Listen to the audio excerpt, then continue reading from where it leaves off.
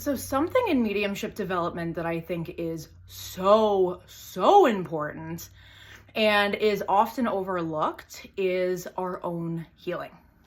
We could know all of the most amazing tips and skills in mediumship and all the strategies, but if we haven't dealt with our issues or our own trauma, anything like that, it's gonna impact the quality of our mediumship and our ability to really show up and be there for our clients. And here's the thing, there's no such thing as fully healed. And there's also such thing as getting too involved in our healing too, right? It's a balance. What I really mean by this is that we are an active participant in handling our own healing and stuff when it comes up and when we are aware of it. So it's just opening our mind and taking note of when things are coming up where we're like, ooh, I should probably look at that.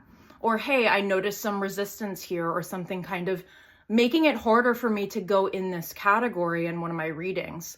Maybe I need to sit with that more because we're the vessel. And that's really the thing. If we haven't dealt with our vessel, it's going to make the message coming through us more disjointed. It's going to have a harder time coming through with clarity and purity. For a really simple example, let's say I have unresolved trauma with my father. If I end up bringing through someone's dad that happens to be very similar, that could really impact my ability to properly bring through that message for my client. And that also just goes with taking on the responsibility of this job. It's so much more than not only getting properly trained, but it's also taking the responsibility of dealing with our own stuff and really being a living example of living this lifestyle. I also find that we often look for confidence in this work, right? Or the ability to be fearless in some way.